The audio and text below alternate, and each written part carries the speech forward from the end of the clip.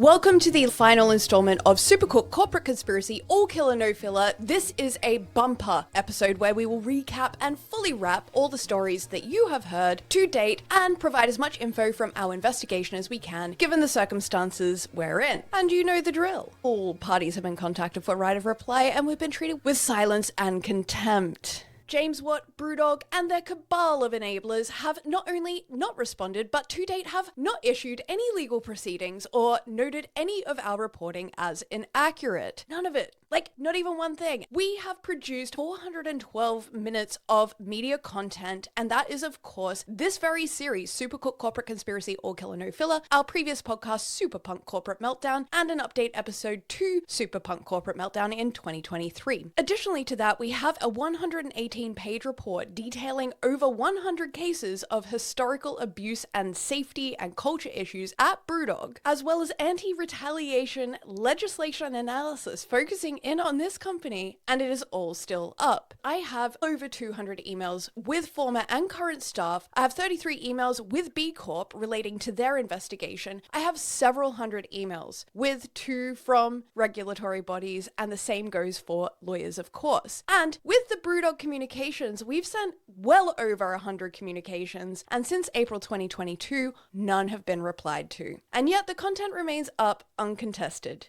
Infer from those facts what you will. For those that don't know, up until late January 2025, I, Kate Bailey, through my media business Hand and Heart, was producing a podcast that was the same name as this series that you've hopefully watched in its entirety. After completing the production, we had an internal issue raised with one of the participants. And as a result of that, and I've said I'm not going to go into the details, but that's what I want to go into, ultimately made the decision not to publish what was in our hands. And I was also making that decision knowing that what we had in our hands couldn't be reworked in any sort of fashion because of how we'd produced it. So to honor the work and the participants and the waiting community, I chose to publish the social media installments, culminating in this bumper YouTube episode. So if you need anything, check all the show notes for the backlog of content, more info on me, and links to resources. So here's how we are going to do this. We are going to revisit the last stories, starting with Ben and Emili, and of course the question at hand. Did James Watt create a conspiracy in order to accuse workers and women of participating in said conspiracy in order to get out of or ahead of allegations relating to his personal and professional conduct? We'll be ending this episode with an analysis on the status for workers as it relates to our first three installments, and by extension, shareholders, both retail and employee. So, Ben, we last left you with him finding out about the hack, and of course I detailed BrewDog and BKF's silence. But let's reflect on Ben's story. Ben was a hospitality veteran. He was a BrewDog fan and became a shareholder in 2011. And he ultimately believed in the ambition of the company and the ethos of the company. In 2015, he was employed as a general manager for BrewDog at a Clerkenwell location. Quite quickly, two core issues stood out to Ben. In short, ironically enough, it was a keg cellar that was literally too short for any normal average human to operate in. We presented to you the verified report made by a team contracted as BrewDog's internal auditors. Ben tried to raise the issue directly to several people in the chain of command, including James Watt himself, and the matter was ultimately never addressed. Second to that, Ben also had an issue with the cutting of hours for staff without notice and therefore, of course, income, because he ultimately thought that that would put his staff on 0-hour contracts that they didn't sign up for. It's the same pattern. Ben raises the issue, Ben gets ignored. After Ben ultimately resigned in protest specifically about these two issues, he tried to offer his insights into how BrewDog could overcome the problems in the bar division. He was ignored. Over the years since his departure, as more and more came out from the company, including terrible marketing campaigns, he evolved into a vocal activist trying to shine a light on the company's practices. And bear in mind, this is going back several years, going back to 2017, 2018. Some could say Ben was one of the first. I'll say it, he was one of the first. But as a result of Ben's vocal nature, a company-wide memo was circulated about Ben being a bad actor. When a friend of his who still worked at the company liked a post of his that was criticizing BrewDog, that friend was called into a disciplinary and forced to unlike the post. We didn't touch on this, but I would like to now. Ben was also the person running a Twitter account that was active in the period of May, June, July 2021, and that account was called Division Division Bar. Many at the time made it clear to Ben that they did not agree with his approach, despite the fact that the account resulted in 2 major brand responses from Tony's Choco Lonely and TED Talks. Ben was ultimately doxxed. I wanted to include Ben's experiences with the Division Bar account here in this episode. The title of the account is a play on words because the BrewDog Bar division was what basically destroyed the company. And so my original aim was to speak to people that had been affected by BrewDog's behaviours and to be to have open DMs so people could tell me about their stories. I would very clearly say, are you happy for this to be made public? I never used anyone's names, but everyone who gave me a story said, absolutely put it out there. And so I did. And then that morphed quite quickly into me realizing the thing that hurts BrewDog, as with all scumbags, the most is when you hit them in the pocket. And so I started going after the people that they were working with. As mentioned, Tony's Chocolonely and TED Talks, and those are the kind of things I was trying to work on. So yeah, it more kind of direct activism, as I say, hit them where it hurts, because it's the only language that those people understand is when they start to lose money as a result of what they've done. They can manage any PR, as they've shown over the years. Does this tie in with overall feelings that you have about activism in general? You talk about hitting them in the pocket, what it takes approach to activism. Does that tie in with your viewpoints in general? Yeah, 100%. I was brought up by 2 rabid socialists who were both teachers in Bristol who had been abused by the Thatcher government and were both strikers, both very prominent union members. I was brought up as a firm believer in social justice. But I've always believed in direct action, trying to get to the heart of the problem and affect change by hurting people. And with BrewDog, it was only ever going to be financial, because it's the only thing that motivates James Watt. All he cares about is money. So how could you possibly think that there's any other way to hurt him? Were you aware at the time, in 2021, that the EFPs were discussing your identity in the forum as being the owner of the Division Bar account? Yes. Did you feel a certain way about that? Did anything come to mind when that was happening? Yeah, it was. There was literally not one supporting voice in the forum. It was all just very angry men who they're just fanboys. They just wouldn't have a word said against BrewDog in any way. And there would be some sort of discussion about me, with me not even involved. And then I would come in and say, hi, this is me, and this is why I'm doing this. It's from personal experiences, which you're attempting to deny. I will give any one of you written accounts of what happened to me. All I'm trying to do is make BrewDog workplaces better for people who work there currently and in the future as a result of my negative experiences. I bear none of you any grudges whatsoever, but it would be really helpful if you would stop lying about me, because it's not right. So then I was suspended. From the forum? Yeah, from the forum several times for writing exactly the same messages. I was never abusive to anyone. I just would say, this is literally what happened to me, and I will supply anyone with an account of that. And every time I said that, I was suspended. This happened 3 or 4 times. I was suspended for a week, and I'd come back and have a look again and see what was going on. And yeah, and eventually I was banned. And to this day, when I try and log on to the Equity for Punks forum, there is the sentence, no constructive purpose to their actions other than creating dissent within the community. Just in that sentence, there's so much to unpack. As a shareholder, I now have no right to communicate with my fellow shareholders. You were publicly doxxed, which means that in the space of Twitter, another individual revealed your identity to the masses, that you were the owner of Division Bar. You received some threatening DMs thereafter, eventually led you to close the account. Could you characterize some of those threats? So there were 3 anonymous accounts that were consistently trolling me on Twitter throughout the time that the Vision Bar account existed. There were 3 different threats that I received, each one from one of these accounts. I don't know that all of these accounts weren't run by the same person, but it was all like, make sure you look over your shoulder, and I don't think you recognize who you're messing with. And then there was a very chilling one that just basically said, how's the family? Which there's no reason why you would send that message other than to threaten somebody. That all happened over the space of a few hours, actually. I just took the decision very quickly to shut the account down, because I just thought, as much as nothing usually comes of stuff like this, it wasn't an area that I wanted to go into. The only reason I set this thing up was to hopefully effect positive change and to make people's lives better as a result of challenging bad behaviors. But when it comes to that point, it didn't feel like it was worth the payoff anymore at that point. I just thought I can't do this anymore.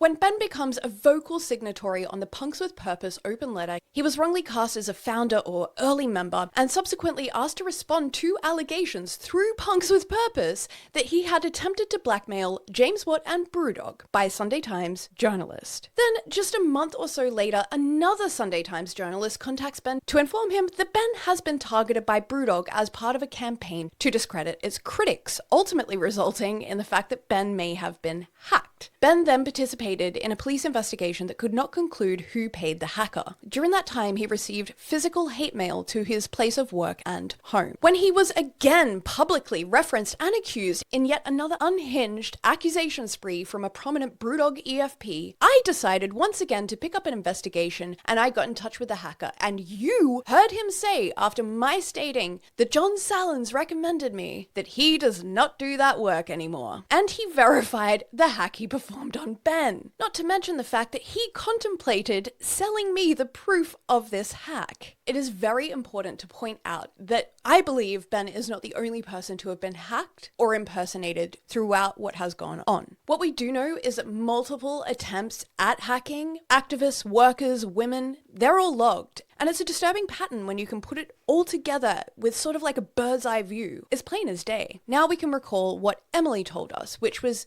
that James told her a former employee had attempted to blackmail him via email. Very silly were his words.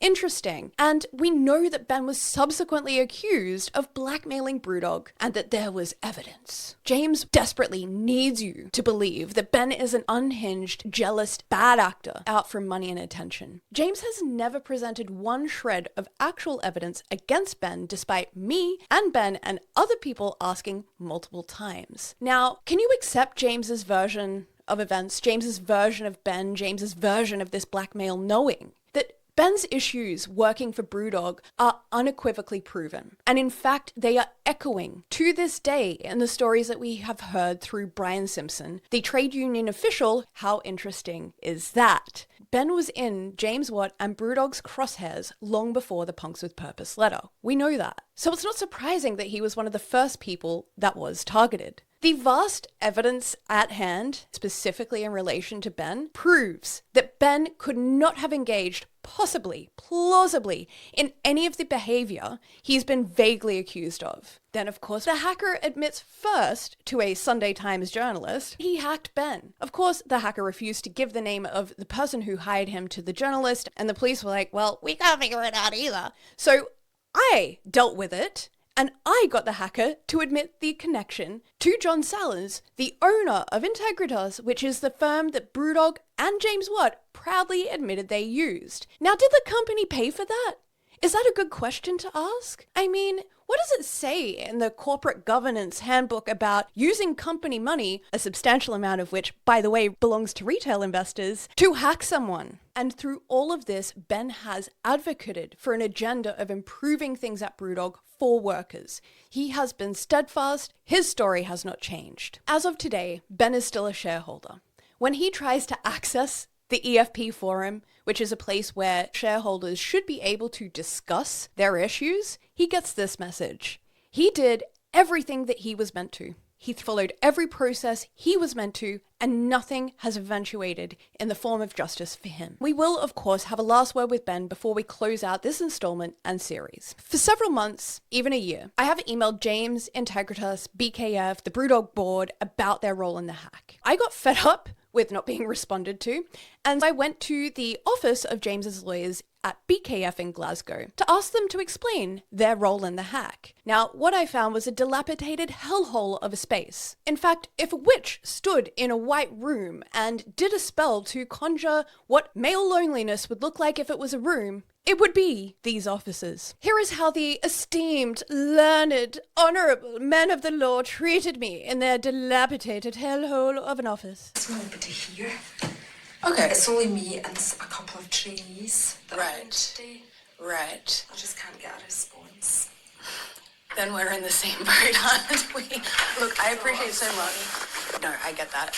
I'm going to come back then on Monday, and Right. I'm going to keep coming back until someone responds to me. I just can't have a situation where people... Right. Well, sorry, I don't know what it's all about, but I don't really want to get into it, but it's just, obviously, I just can't get a response today. It's a Friday and there's nobody. No, I totally understand that. I'm just saying to you what I would appreciate. Hi. Hi, somebody here. I'm Kate Bailey. Is that your name? Yeah. Right, I'm one of the Sorry, I partners. was just... Oh, fantastic. Yeah, all good. Yeah, all good. No one here who can speak to you about what it is you want, so you've not been invited in the premises, they're private property, so I'm going to have to ask you to leave. Yeah, so I wrote in my email that you're absolutely more than welcome to do that. Mm-hmm. The problem is that, you know, if I refuse, you can have me removed, right? That's correct. But here's what I don't understand is I brought up to this firm that a partner of yours has been implicated in a hack using detectives, which are, by the way, using... I've got no knowledge of the circumstances that you're talking about or anything. I have got nothing to do with this. I know, it's there's just no one that- here who can speak to you, so I'll reiterate again, you've not been invited on the property. You're in the door, we're asking you to leave, there's no one here who can talk to you about this. If you don't go, I'm entitled to use reasonable force to have you removed, Absolutely. I totally respect that. but I will call the police. Yeah, and I'm more than happy to explain to them. So you've got 5 minutes Yeah, all to good. go, or I will call the police. Okay, no problem. I mean, the thing is that I'm in full contact with the police. In my backpack here, I've got all of the police reports that we have from That Campbell's means nothing. That harassment. means absolutely nothing to me, I'm afraid. Right. So, So just to confirm, you're totally fine that what's going to happen is you know what I've been emailing about because I've emailed the whole firm. You know that there's don't. going to be a broadcast. You don't. I don't. But Okay. I'm asking you to leave. So if you don't leave, we'll just phone the police. If you've got 5 minutes, I'm not engaging with you any further. So if As long as you're fine for it. Look, there's no one here who can speak to you about this. Right. So for 2.5 years, it's just totally fine that everyone ignores every single question about people that they've accused of crimes falsely. I'm just asking. Your 5 minutes is running. So once it's up, if you're not away, You're not we'll phone the away. police. Yeah, not Okay. a problem. I'm happy to tell them all about the hacking You and do why what I'm you here. want. You do what you want. Yeah. But you're on private property. If you don't So, go, can you just call the police. understand for a second, No, though? I'm sorry. I'm not talking to you anymore. Okay. I've made my position quite clear. If you're not away, 5 minutes is up. I'm phoning the police. No problem at all. Okay. Yeah, thank you so much. And by the way, just a side note, like this is actually totally not scripted, but this is probably my last chance to say this. When men treat me like this, like I'm shit on a shoe, honestly, like it's frustrating, but you also, a part of the exhausting process of this is knowing how to use that to your advantage. Like if you're going to underestimate me, if this is who you think I am, if this is who you think you can treat me like, I'll be that person. The amount of times I flipped my bitch switch onto Banshee and got in these boys' inbox just for fun, well, it was worth it. Anyway, this office reminded me of something that had happened there, something that I haven't shared with you yet, and it does indeed refer again to Emili. Here's a voicemail that we discovered when we were going through the data of an individual who was involved in our investigations. So he basically told me to go to Glasgow to speak with his lawyers, and he was going to be there, but he was just going to be there to listen, basically. and it had to do with my involvement in this story. No one, like, I felt like I was being attacked. Somebody like had contacted me at work, and there was that fake account with my friend's picture, and he had told me this previously, that if I wanted to speak to his lawyers about it, I could, but I said no, I didn't want to. But now he asked me as if it was going to be part of his case, so I went by myself. I asked him, like, do I need to bring anything? Do I need to bring anyone? He was like, no, just yourself, just come. So I went there, and it was a complete setup. I was threatened by him and his lawyer so much, and then his lawyer was like, oh, I think it's better for you to discuss this because it's such a personal issue. And then it was just me and James in the room with him just threatening me, and me like bawling my eyes out. I think I've spent a whole box of tissues from that place just crying. And that if I didn't sign the paper saying, okay, I'm responsible for this, I'm responsible for all of this, and I'm gonna stop now, I could sign that paper or he's gonna take me to court. That's what he told me. I was like, well, you're gonna have to take me to court then, because I can't sign this paper because that would be criminal, because I haven't done this. And even if I did decide to sign this and this stuff continues on, what are you gonna do? We know that at some point he had accused Rob, he had accused Ben, he had accused another person called JD. We've reported on that. And this, what you've just heard, is when he accuses Emili of being the orchestrator of the entire thing. We talked to Emili about this meeting that occurred on August 9th of 2021, when she, after all you've heard that she was tasked to do, was accused of orchestrating the whole conspiracy against James. I just had to say it again. James then, at a certain point, invites you to his lawyer's office. Can you describe your understanding of that invite? Yeah, so as this is going on, he tells me that he has private investigators working on this, because I'm not a private investigator. There were people working on this whole time. So he even tells me that he's got the FBI helping him. This is hilarious looking back, but he does tell me that he's got FBI people involved. So obviously at this point, I am believing that this is really a criminal conspiracy against him, and that he needed me to, at some point, whenever I could, go into his lawyer's office to continue helping him, or to try and explain what I've witnessed, who I've spoken with. Mm-hmm. It seemed I was just going in there to speak with his lawyers and try to help in any way that I could, give some insight, maybe off the little glimpse of it that I had. But obviously when I got to his lawyer's office, that was not it at all. That was not the premise for me to go there. It was something very different. Right. So what did happen when you got there for that first meeting? When I got there, I was basically held there against my will for some time. When I got there, his lawyer immediately asked me if I'm comfortable being there. The atmosphere was very tense. And I think at that point, the switch flipped immediately for me. I was like, why would you need to ask me that? And then he goes on to say that they had prepared a document for me to sign. Never seen what was written in the document. It seemed pretty sizable. For me to sign, agreeing that there was a criminal conspiracy against James, that I had seen that, and somehow that I was also part of it.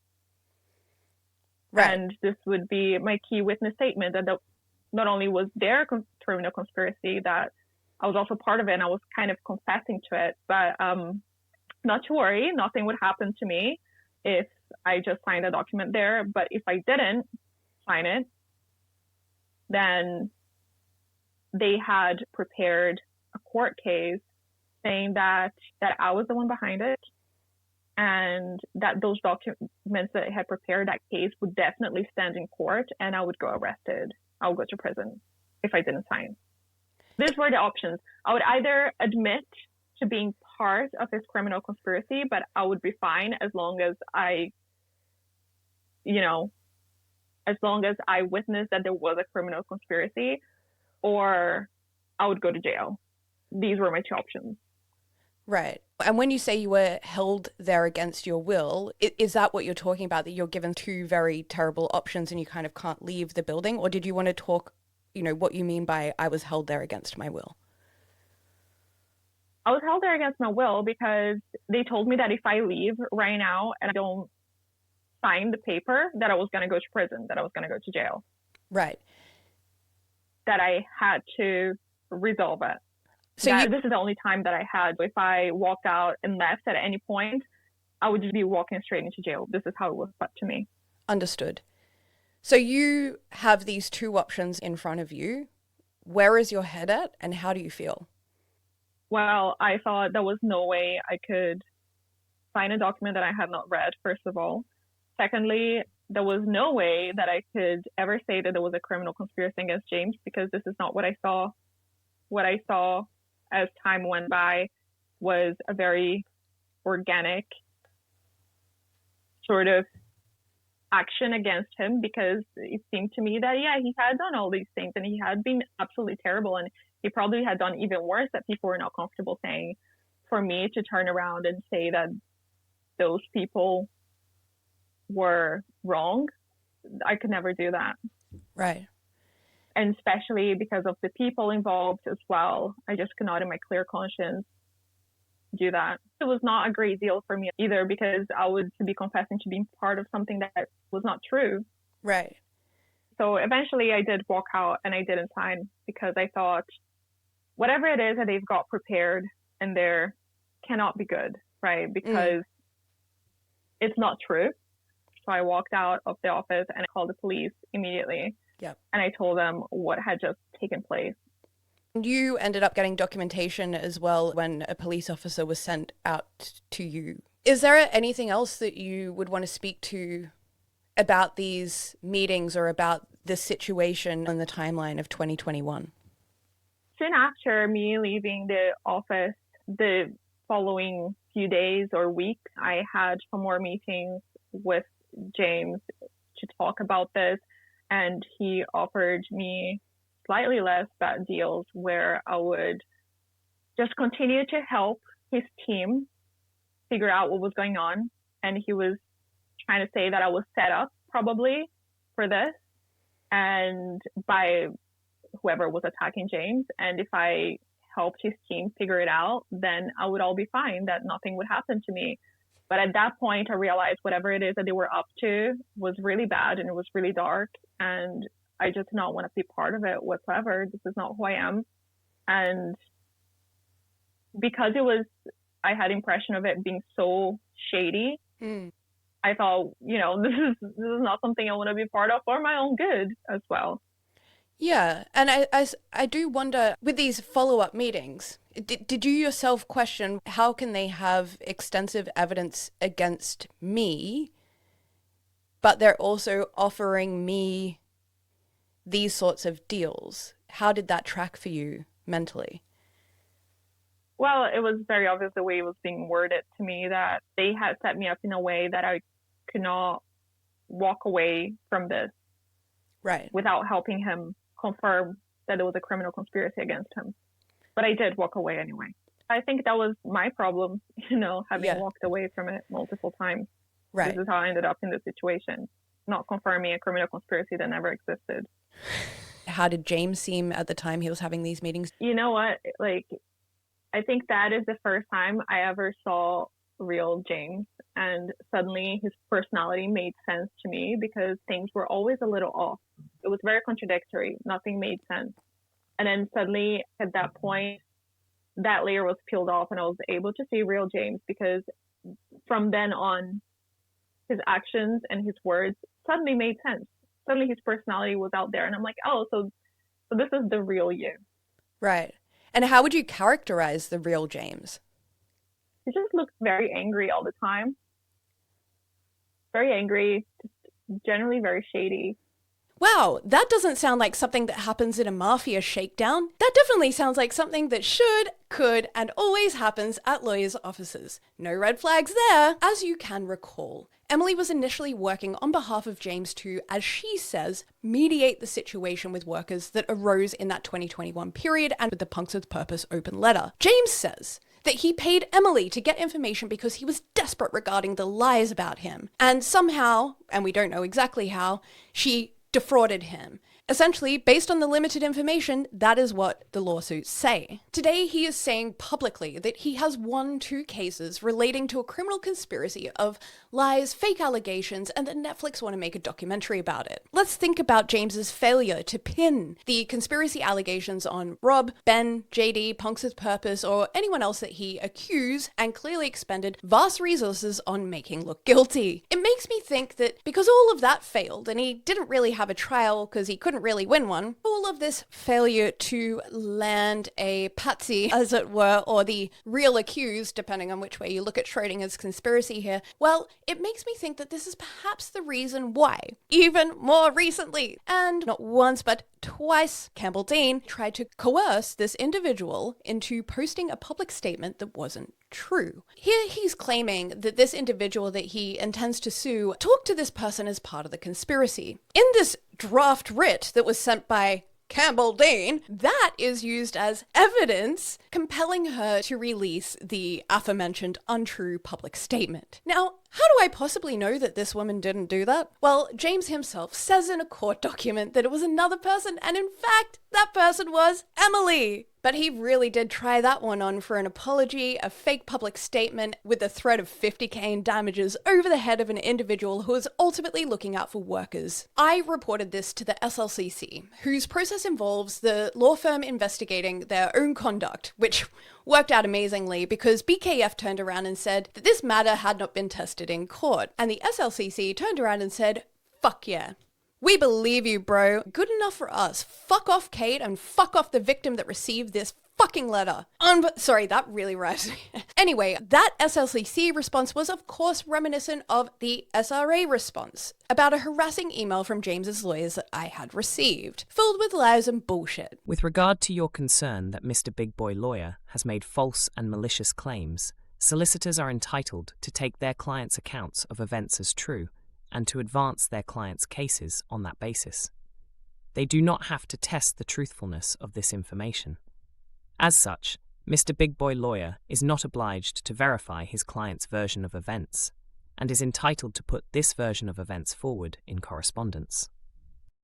I mean, in essence, they're just saying they can say and do what they want. They don't have to fact check a thing, which is fine. But the sheer fact that it's going to cost someone around £1,000 to respond with a proper lawyer, that's insane. That is unfair. That is unjust. I don't see any way that that upholds your principles in any way. This is a joke. And it's not just the legal regulatory bodies interested in protecting men like James. The ICO sat on our case regarding a Wiser data breach in an anonymous survey and BrewDog sharing of private medical information and employment details for months and months and months and months and months, and then abruptly shut it down. Now, they shut it down at a time when we grouped more complaints about BrewDog's data handling processes, and that was interesting. Now, let me be clear. We have evidence of all of this primarily because Wiser sent it to us. When I questioned the case being so abruptly shut down, and that we had not been asked a single question about the case, and that we have been told there was no evidence, despite the fact there was, right in front of them, the actual evidence of the data breach, I was told I could make a complaint. I asked, who can I complain to? And they said, us. So, when I complained, followed up via a phone call. When I didn't get a response, I emailed again. And then they told me to provide evidence that I had attempted to call them. And I replied saying, wow, that's crazy that you've asked me more questions about a phone call than you did about the severe data breaches you are ignoring. And let's be real. That data handling case comprised of over 7 individuals. The ICO has a reputation, and in my experience, they wholly deserve it. The Serious Fraud Office told me, go to the FCA or the HMRC. The FCA told me to go to the HMRC, and the HMRC told me to go to the SFO. And the SFO, when I asked about this, why I was being sent back there, well, they just never replied. We contacted over 50 MPs in the UK. Only one replied to tell me that while BrewDog was in her constituency, they would only listen to problems from people in their constituency. I reported this to every active campaign relating to media abuse, legal abuse, worker abuse, and similar in the UK, and no response. At one point, I had the obscene and soul-eviscerating experience of filing a complaint about media coverage that BrewDog had planted about me as part of a smear campaign with Ipso. I got an outcome, and guess what? I can't talk about it. But I did get an outcome, and it really sucks that I cannot talk about it. There are over 25 reports with police about the conduct of James Watt, BrewDog, and their investigators. Are we surprised that most of these complaints come from women? It's barely worth talking about because I think most people logically accept the fact that the police don't help women. They don't believe women. They don't do anything to protect women. I actually once said on a phone call with the police, will someone have to get hurt before you do something? Is that what we're looking at here? I promise you one thing, none of these regulatory bodies seem to give any kind of shits about the heinous stuff we are trying to report from several individuals about their experiences as retail shareholders. No one gives a shit. There's a very good possibility that we're going to look back on what BrewDog was and potentially consider that retail investors were deceived into investing into a company incapable of delivering on what it says, or even fundamentally being the people that they say they are. In some countries, that's a crime, but in the UK, that's just James Watt being allowed to do what James Watt wants to do with and for BrewDog. The only institution that took matters seriously was B Corp, when they revoked BrewDog's B Corp status. James, in an email to staff, obviously trying to get ahead of this fact, said, "We have decided to step away from our B Corp certification for the time being." Tommy, who you are aware of from these installments, said something very funny at the time, and I can't remember it exactly, but it was something to the effect of, "I have decided to step aside from being within 300 feet of a woman I stalked." And it just captures James' playbooks. It's literally like being given a prison sentence and turning around and saying, "I have decided to step aside from participating in the unincarcerated community for the time being." Do you know what I mean? Like, and it's actually offensive that he thinks people are going to buy that. The loss of B Corp, however, a direct loss from the reports of how BrewDog was handling and treating its workforce, and people like myself, presumably was a huge blow to retail investors, especially from the last round. BrewDog kicks off final Equity for Punks crowdfund to boost sustainability drive. This round was called Equity for Punks Tomorrow, and here's the nuts and bolts of that situation. Investors were promised ownership in BrewDog with the potential for their shares to increase in value. That's a pretty standard promise, right? No dividends would be paid as profits were to be reinvested. Of course, there was an array of shareholder perks, and of course, the core of this funding round was BrewDog's sustainability commitments. BrewDog committed to 100% reinvestment of funds into sustainability initiatives. Now, of course, within the fine print is the standard terms of a BrewDog investment, which is shares are not publicly traded, limiting resale options. But of course, every year since when was it? 2018, BrewDog's gonna IPO. BrewDog's gonna IPO. BrewDog is gonna IPO because they would survive the process of being vetted to go on the London Stock Exchange. So yes, every year BrewDog is going to IPO. That's how the people get their money back, right? Unless, of course, but of course that's just investing, man. That's just working the market, man. Basically, the campaign promoted ownership, sustainability, and perks for investors while emphasizing rapid expansion. However, the key risks included the lack of liquidity, no dividend payments, and highly concentrated voting power from the founders and existing owners. We since now know about the problems with BrewDog's lost forest and their carbon claims. I encourage you to read all of the further reporting on this because there is a lot. And it's at this point that I have to ask, at what point is it a scam? And you can say, well, Kate, you know, I mean, like Corona, like inflation, business, Ukraine. And it's just like, yeah, but we're also in a period where a lot of capital enterprises are posting record profits. I think the thing that gets to me the most is that James Watt is someone who thinks controversy is marketing. Do you know what I mean? You know, I think he thinks that business is talking about things and then demanding that those around you in your orbit achieve those things. And if they can't achieve those things, it's because they're less than you. And I think the reality is that he is an incompetent businessman. If you looked at this profile, like just on paper, what is happening with this company today, that would be a failed entrepreneur. I find it disturbing that for his new business, The Social Tip, that he is once again asking retail investors for money. And again, I remind you, this is the same man that bought like 900k followers over the course of 3 weeks to make it look like he was bigger on social media than he was. And here's the thing, this incompetent individual has a duty to, according to BrewDog,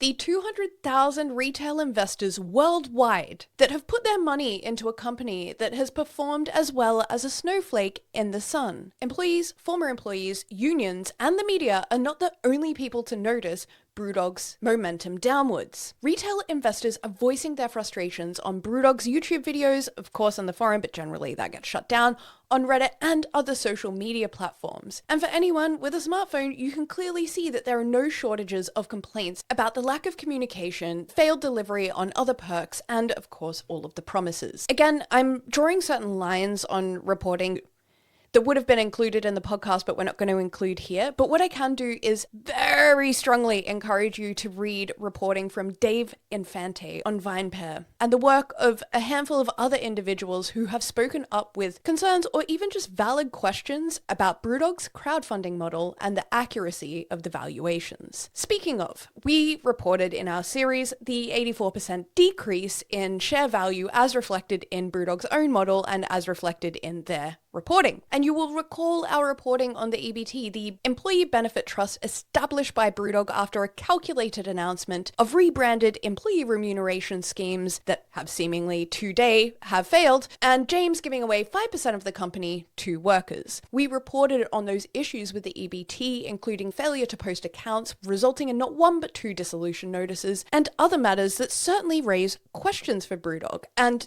those questions, when you ask them to BrewDog, well, they don't want to answer them. They ignore you. That's a little weird, isn't it? You'd think if everything's in order, you'd be like, hey, bitch, like, fuck off, here's the proof. But they're not. This is something that employees should take really, really seriously. I would encourage you, current or former, to go to the HMRC and ask questions about what you were promised and what you received. As for the open grievances relating to culture, health, and safety that are open at BrewDog today in the form of grievances since 2024, we spoke with Brian Simpson, a trade union official at Unite the Union, who told us this. We lodged a formal collective grievance on 3 topics. First one being victimisation, that being around the toxic and systemic culture of bullying that has led to victimisation, and we have clear proof of that happening across the organisation. So that was the first element of the grievance. The second one was around the abandonment of the real living wage. Obviously that dates back to January. That is really about 6-7 months on. How has that really impacted the workers in the last 6 or 7 months, because they cannot afford to work there anymore? Because there's no guaranteed hours, right? Some of them are on really low hour contracts. So if their general manager wanted to, they could just take that person off the rota or put them on 4 hours a week and they'll get one shift. The third element of the grievances around health and safety, and I can say this without a shadow of a doubt, the worst health and safety breaches that I have ever seen in a bar were happening across BrewDog, but particularly in the Waterloo establishment. For example, the basement and the place where most of their stock was held. We have pictures of live and plugged in wiring electronic devices in buckets of water. The BrewDog basement, which was flooded, has been flooded so many times. It's a huge health and safety risk. And the company have known about this, and it's not been fixed. It was sent to James Arrow, and they have not responded.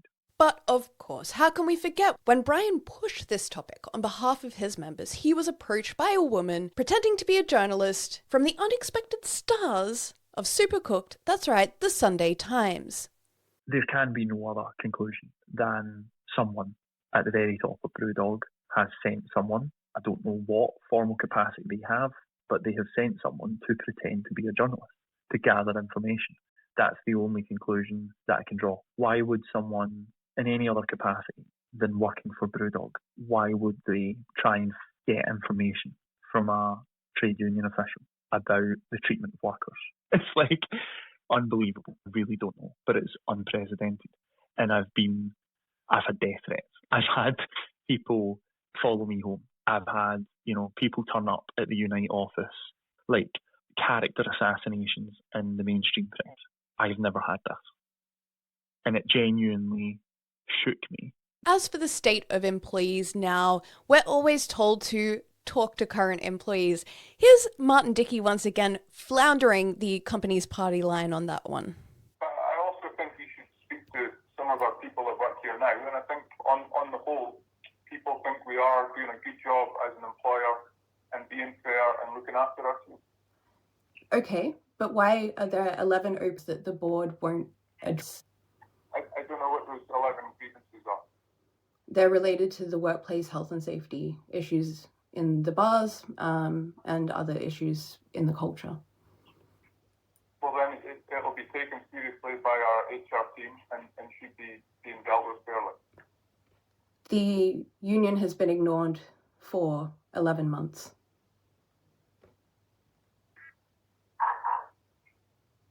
The only thing that happened is when they tried to push the topic again. Then that was when the incident happened with the journalist posing as Sam Davies. Thankfully, recently, BrewDog spoke to its own employees. Current CEO James Arrow created a forum post about the status of BrewDog's workplace recently. Here are the key points of that update, as summarized for you by friend and legend, and someone without whom all of this work would not be possible, Tommy. The Average Happiness Forum post by James Arrow. Key points. BrewDog did a staff engagement survey in October. James Arrow reported the results on the forum. The response rate was 53%, i.e. almost half of staff didn't complete a survey about working conditions. Could that be because everything is awesome? Surely if it was, they'd want to say thanks. Could it be that staff have no faith that the survey will lead to change, so they don't bother filling it in? Could it be that staff are afraid of being victimized if they say anything negative in the survey, so they avoid filling it in? The one bit of evidence in his post is he shares successful results for 2 bars. Both have high engagement and high net promoter scores. If it's the case in all of their branches that happy staff fill in happiness surveys, then that makes their overall low response rate look bad, because in this case it would contain most all of the happy staff plus only some of the neutral negative. Therefore, the scores across all staff would be much, much worse. But of course, we can't generalize. There may be other factors and differences at play, but we can look at the results. Average happiness score is 67%. It's unclear how this is calculated, but BD have a target of 70%. I guess 33% average sadness is not great, but it's hard to comment without knowing more detail. The net promoter score among staff was -26. This means that among those who responded, there were significantly more detractors, i.e. BrewDog staff who would not recommend BD as a place to work to family friends, than promoters, i.e. those who would. NPS equals percentage of promoters minus percentage of detractors, ignoring neutrals who are neither. For a score of -26, this could mean a range of things. The case with fewest promoters is 0% promoters, 26% detractors, 74% neutral. The case with most promoters is 37% promoters, 63% detractors, 0% neutral. It could be anything in between, but looking at these two extremes, neither is in any way good. Bottom line, among those who answered the survey, however many staff there are who would recommend BD, there are way more, 26% of all respondents more, who would not. Areas where JA said results were worst. I'm fairly paid. I don't often feel anxious or depressed about work. I would recommend my friends and family to work for my organizations. I work in a well-run organization. I feel as though I make the most of the benefits that the company has in place. I have access to career development opportunities to enhance my career. I will just finish this by saying JA admits there is work to be done. Great. He goes on to note, especially around how we share and communicate the benefits available to us. So his conclusion from that dire picture of his company's working environment is, we need to make sure everyone knows about paternity leave. Yes, paternity leave. A perk no one asked for that is discriminatory towards anyone who cannot have or cannot afford a dog or does not live in a residence in which a dog is suitable. And where did all this shit come from? Who else, Mr. James Watt? Look at this tweet. My 4 happiest BrewDog moments so far. August 2014, becoming a real living wage employer. July 2016, launching our Unicorn Fund profit share plan. August 2020, becoming the world's first carbon-negative beer business. February 2021, achieving certified B Corp status. The man is a scam, bro. The real living wage? Scrapped in 2024. Grievances about the impact on the workforce? Ignored. The Unicorn Fund? Failed. Carbon negative? Well, yeah. It doesn't matter, because that was also scrapped. And the B Corp status? Who could forget? James Watt stepping aside from that for the time being, or as it was reported, the status being revoked by B Corp. Very little about all of this pains me anymore, but it does pain me that I'm snookered into giving this knob jockey the attention he so desperately craves. A man who needed to buy followers. A man who people on Instagram say this about. Just to put an end to the back and forth. He told B he was separating. He wasn't. He sent his driver to get me, and then insisted we fly somewhere when I arrived. I said no. He made the drinks, and they were much stronger than I realized. I asked for something to eat to help me sober up. He had nothing in the flat aside from bread. I'm gluten intolerant, which I ate knowing it would make me sick just in the hopes of sobering up. I insisted on leaving, and texted his driver asking to be taken home. I gave him a piece of my mind on my way out. He then, BBC documentary time, got back in touch with me asking if I could speak to his lawyers to provide a positive character witness. Initially I was scared and agreed over the phone, but followed up with a text asking him to never contact me again. A man who messages 19-year-olds on social media after he met them on a dating app, and when they don't respond on social media, he begins repeatedly emailing them. Now, everyone can be like, oh, it's his private life. And trust me, James, we can go there, boy. We can go there. We can go there. Jimmy, fucking push me. Because it comes down to one simple question that you can't answer. Why are your age settings on your dating profiles letting you match with young people? And I know she's not the only one. Maybe we can get a tab at one of your restaurants and talk about it. Anyway, this is a man who sends quizzes to women while he's married and uses it as a dating tool. Speaking of tools, he has a new Tory lover and goes to Nigel Farage's birthday parties. And can we ever forget that a prominent and wealthy investor in BrewDog was a Leave campaign funder? But of course, who is BrewDog to judge people for their political opinions? I guess that's only reserved for me when I'm called a woke warrior. Only the right are going to love him now, and no one has the right to be surprised. This is a man who, when you send him questions about X, you can see, like, the clock ticking as to how he will go out there and say X, X, X, X, X, X, X. He's obsessed with it. He'll go and book a podcast tour, the hosts of which are my personal nightmare blunt rotation, and just makes it all so much worse. I'm pretty adamant that only bootlickin' biz bro incels can love him now. Speaking of, here's James recently appearing on a podcast called Secret Leaders. After our right of reply, we assume to Newswash, where he continues to regurgitate all the same shit he knows, we know, is not true. And for me, the thing that we could have done better was just manage expectations of people joining us during that high growth period. I mean, it's so fascinating because, again, you know, BBC did that documentary on you, and I'm really personally pleased that you sued them for it. Can you tell us about that? Yeah, what was that process like? like? There's been so many court cases. So again, I haven't spoke about it too much, and I can tell the full story at some point when I'm ready. But at that time, when you're legally allowed to. Well, no, I'm legally allowed to now, but I just got all the time in the world, mate. Crack open a new BrewDog. Yeah, give us the short version. Yeah, what's the TLDR? You need a hell of a lot of time. At the time when we were being kind of turned to pieces by the media, I was undergoing some things personally that were like the toughest things that I'd ever underwent. And I ended up winning a court case in the highest court of Scotland, the Court of Session, a landmark court case. And I was awarded £750,000 worth of damages. So essentially, and I can tell the full story, which is like a crazy movie plot, and Netflix actually want to make a documentary out of it, but I'm not ready for that yet either. But essentially, it was people that kind of used to be close to me that weren't anymore, that set up fake anonymous troll accounts that looked like actual real people on social media, and was sending hundreds of messages a day to every single one of my hundreds of thousands of followers with all these kind of crazy claims about me. And then at the same time, that same person, and I didn't know this at the time, got in touch with me and told me, hey, I've just received all these messages from you. I can help you shut this down, but only if you pay me. So there's all this kind of fraud and corruption and craziness in the mix. So I was like fighting like a media storm in one front and all that in the other front as well. And just so grateful to won the court case and kind of put that to bed. But that was tough too. Bloody hell. And all these things you just do, I just want to build a fantastic beer business. I don't want like Bitcoin fraud, impersonation, all this chaos. I think that's the thing that gets lost in this, that I think is really important for people to hear, which is that, like, again, you just want to build a great business. Yeah.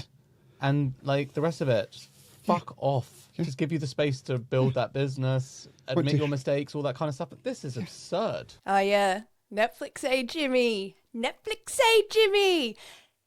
Before we get right into that, let's just recall the time that Captain Gaslight announced a documentary, a scripted film, and a book. Important fact. So in late 2022, a woman named Kira from a firm called Story Films TV started to approach women who were involved with James. Odd, but just of course reinforces the fact that all of these people, their only connection is this man. And it seems to me, and I'm just speculating of course, that they had access to a document that James was flogging to media to get them to stop reporting on something, or alternatively report his version of events. I sense that. And after one woman and I had a first meeting with Kira, my hackles were up.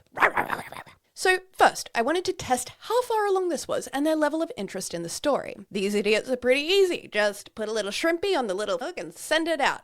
I just told them there was another project. I investigated who could be involved in this project. Story Films had been quite coy on this, so I knew that it had to be pushed. Once I'd done my investigation, once I had my confirmation, I asked them directly about the genesis of the project. Not only did Peter respond with this, I did just want to underline and make very clear, however, that neither Story Films or any of its employees are connected personally or commercially to James Watt or BrewDog in any way.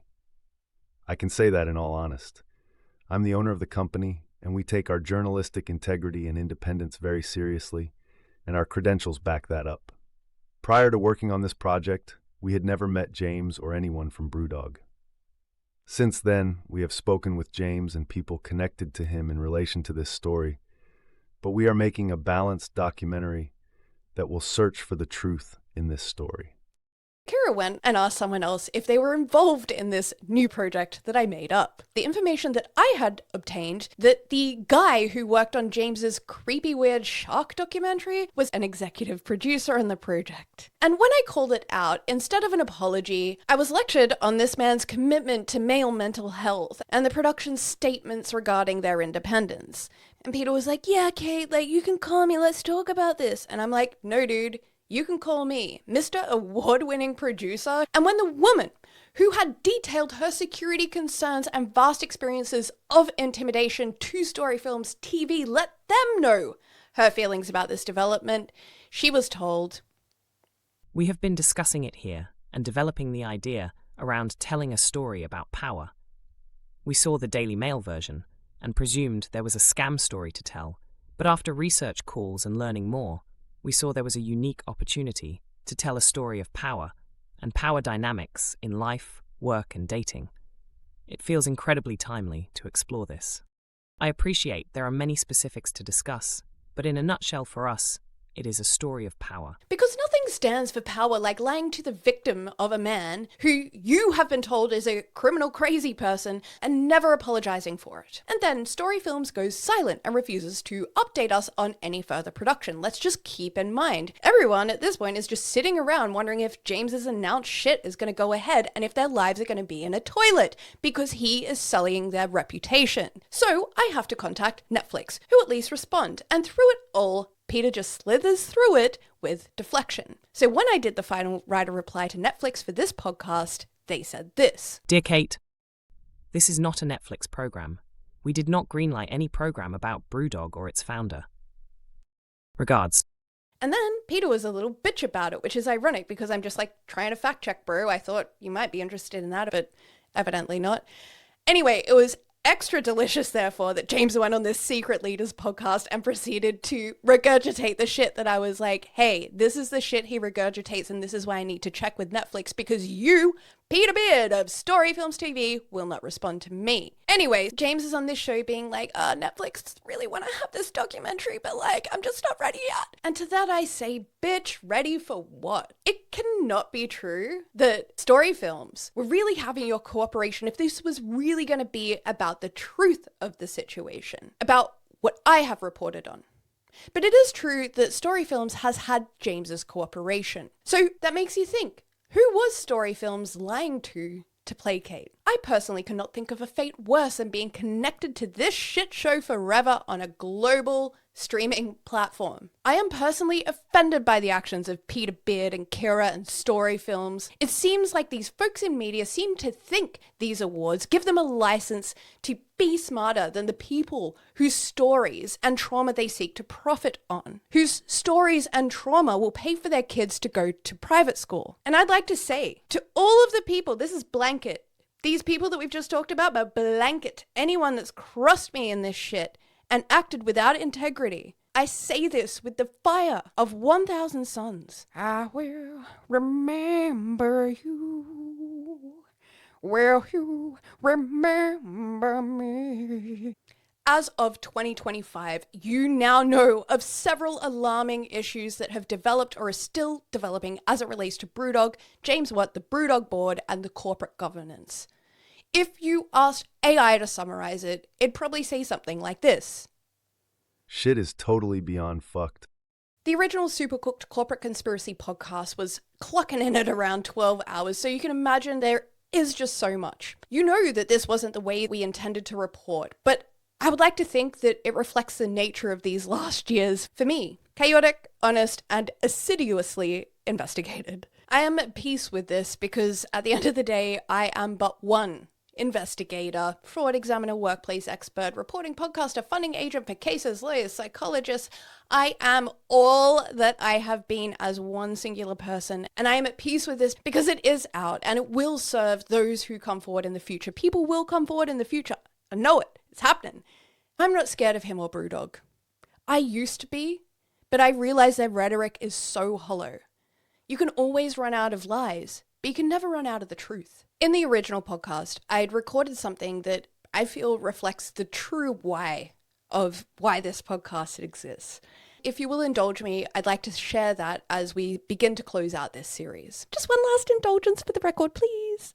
Why are we here? First, because I feel a deep sense of duty to the people that have trusted me with their cases. They've been caught in power dynamics that have left them vulnerable and silenced. And this podcast is a way to change that. Even if this podcast doesn't immediately move the needle, it stands as a historical record. And if there's one thing that I know about powerful men who believe that they are beyond accountability, it's that eventually it's coming. And eventually, more is going to come to light. This podcast will serve a legacy for when that day arrives. I'm also making this podcast because I've been deeply unsettled by how institutions, especially in the UK, the media, the police, the ICO, the FCA, the SRA, the SLCC, and enforcement bodies in general, have systematically failed to assist those being persecuted. It is alarming how these systems can discriminate and allow corporate misconduct to go unchecked. We need to look at the broader systems that enable and protect these dynamics. And that's a part of this as well. All the people you hear from have tried to have this reconciled directly and privately, and they've faced further indignation. Ultimately, this disclosure, this historical record, is the last resort. It is something that can be done and something that I can do to facilitate formal whistleblowing for these workers and shareholders. In line with that, on a professional level, as someone broadly and highly experienced with workplaces and conflict, I have grave concerns about the precedent that this will set and the workers it will impact. I want BrewDog to heal as a culture and a company because that is what workers and shareholders deserve. However, I am adamant that the window dressing and the attempts at window dressing over these issues will not and will never facilitate that full, overdue rehabilitation. Frankly, I'd be joking you and kidding myself to say that I really think this is going to bring about change. But that's not why it exists. Its very existence means that for BrewDog to continue to claim they have no problems to fix is a lie that anyone who hears this can immediately contest. And lastly, why am I doing this podcast on a personal level? Why have I spent so much time, money, and resources to continue to work this case for years and then eventually put out what is an exhaustive and has been an exhausting to produce podcast? I have written and re-recorded and reflected over this, and I've never really been happy with the outcome of answering that question. I think it's very easy to say things like, oh, it's the right thing to do, and I feel professionally compelled to do so, but who I want to be and my sense of duty really aren't why. After deeper reflection, my personal why boils down to this. What can I, as one person, do to confront behavior that erodes the kind of society and communities I believe humans are capable of building? Communities rooted in fairness, respect, and accountability. I am offended by the abuse of power in the workplace. I am offended by retaliation. I am offended when people's reputations are treated as nothing more than playthings for wealthy business bros to discard. I am offended that a decade's worth of echoed claims about workplace safety and toxic culture remains denied and unchecked. I am offended by the thought that testimony and evidence might go undocumented, allowing misconduct to be weaponized in pet projects that financially and professionally benefit hundreds of people. I am offended by the idea that I, or anyone else, should have to accept this sprawling case of questionable professional and personal conduct as inevitable reality. It is not, and it is never going to be. And I wanted to share with you this last word from Ben. Do you find it interesting how frequently you've been accused, yet you've had no contact at all from the people allegedly making documentaries for Netflix about the criminal conspiracy that you were allegedly a part of? Absolutely, yeah, it's incredible. Like, I've had so many journalists contact me down the years, and I've always been affable. I've always told them the truth. Financial Times, BBC, Sunday Times, as we know, and not one of them has ever used anything of what I've said. The BBC, they interviewed me for such a long time. We went through so much. From the beginning of your shareholding through to employment, through to allegedly being hacked and also doxxed, and the ostracism that you faced on multiple sides, and now the experiences that you've had with the media, you've also had a lot of personal challenges throughout all of this. Is there anything that you would want to speak to or share or have people know about you or your situation at this time? So yeah, the journey that I've been on since 2 years ago, first getting that certificate, being so excited to be a part of BrewDog, believing entirely in their ethos, to where we are now with, we're looking at an abusive, discredited business that somehow limps on and is aggressively defended by people with a financial interest in doing so. Personally, I've had some incredibly dark moments since 2016. I've lost friendships, I've lost relationships, definitely lost business opportunities. And yeah, it's been the hardest time of my life. I've had some very dark moments where I've wondered what the point is, both in continuing this fight, continuing at all, when I feel like we live in such a post-truth world. What's the point? What is there to fight for? And as regards BrewDog, sadly, my experiences in hospitality over the past few years have very much suggested that BrewDog are not out on their own. They're part of a much wider problem in hospitality. So many bad actors now pollute the industry, and it's not the industry that it was. And maybe, I don't know, maybe people have seen what BrewDog get away with and just thought, sod it. That guy's worth a bit, isn't he? So I think I'll have some of that. Doesn't really matter if you treat your employees like shit. It's the bottom line that counts, and it's difficult to come up with evidence to contradict that, isn't it? When you see what's happening, I try and look for positives. I'm still, despite all of the evidence to the contrary, I'm still convinced that we're going to win, and it's all going to be worth it. And when I say win, again, I don't mean for any personal gain of myself. Like, you and I and the people that are doing this are on the right side of history. The only reason that we're doing any of this is to make the world a better place and to make people's lived experiences day in, day out better. And if anyone can produce any evidence to the contrary of that, to say that we've done anything for any reason other than helping people, then please send it my way, because I would be fascinated to see it. Again, it's so important to stress, please, James, any of you, show us the evidence. Yeah. If you're going to keep on accusing us of stuff, show us the evidence. And what do you want him to answer to in terms of what he's done to you? If you had to sum it up in the same way that you're summing up that, hey, you know what, you've got the accusation, bring the evidence, I'll speak to it.